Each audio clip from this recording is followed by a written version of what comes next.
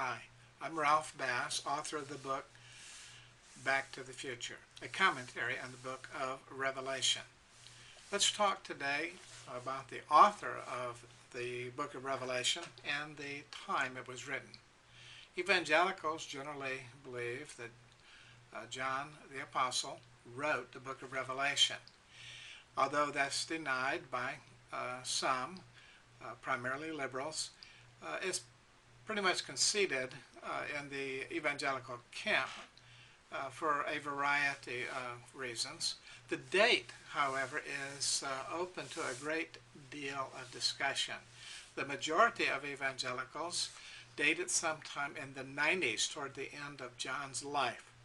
Others, and myself included, date the book of Revelation in the early to mid-60s. And there are a variety of, I think, sound reasons for that.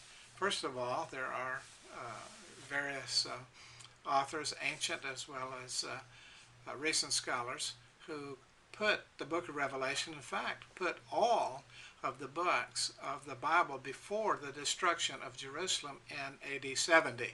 Now that makes actually a great deal of sense, for the simple fact that in not one of the books of the New Testament do we have any mention to the destruction of Jerusalem, and that would occur, that is, a mention would certainly be made in the Christian world, in the Jewish world, if that had occurred. And so it's just beyond comprehension, so to speak, to think that Jerusalem could have been destroyed by the Roman armies, and nobody mentioned it. However, it is mentioned in the book of Revelation, but only prophetically so. And so, as prophecy, it would have to be before that event in the early to mid-60s. There are a variety of reasons why we should consider this. For instance, in the book of Revelation, we do have the temple and the city of Jerusalem referred to. And yet if the temple and the city of Jerusalem are destroyed, they would not be referred to. So that's an indication that when this book was written, it was not yet destroyed. Also in the book of Revelation, we appear to have persecution coming primarily from the Jewish community. And yet after the destruction of Jerusalem in AD 70, persecution primarily came from the Roman world. So the source of persecution gives a great deal of credibility to the early date of Revelation. Now there is a historical political setting in the book of Revelation. We read in the book of Revelation, "Here is the mind which has wisdom.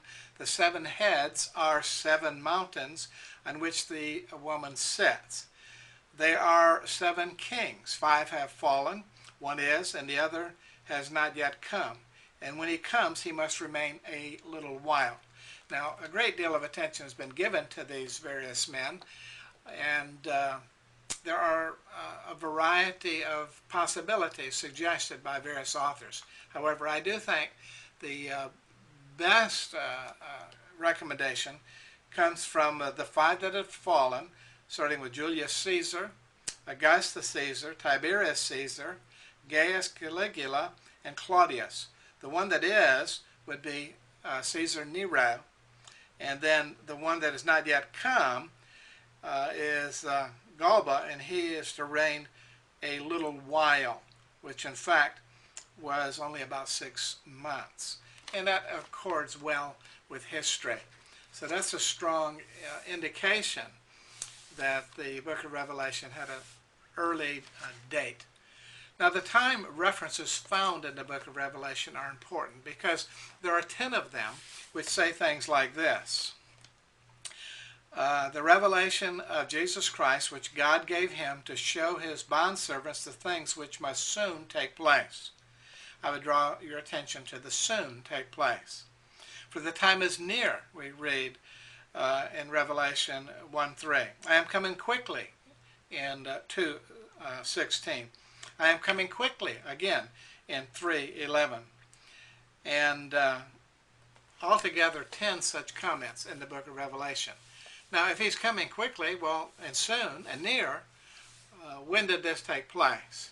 The only historical event that fits a judgment coming of Jesus Christ would be the destruction of Jerusalem in AD 70. And those that believe that the book of Revelation has not seen fulfillment are looking for a fulfillment in the future in the face of the fact that he said he was coming soon and his time was very near. So an early date before the destruction of Jerusalem, I think, is supported by these proximity verses. Now that's a good introduction to the date of the book of Revelation. In dispute, of course, but nevertheless, I think supported with a greater degree of data by an early date, somewhere around 63 or 64. When, of course, these phrases soon and near and such like had meaning, because I don't think they have much meaning 2,000 years later. So we'll move on to another video in just a few minutes. Thank you. Bye.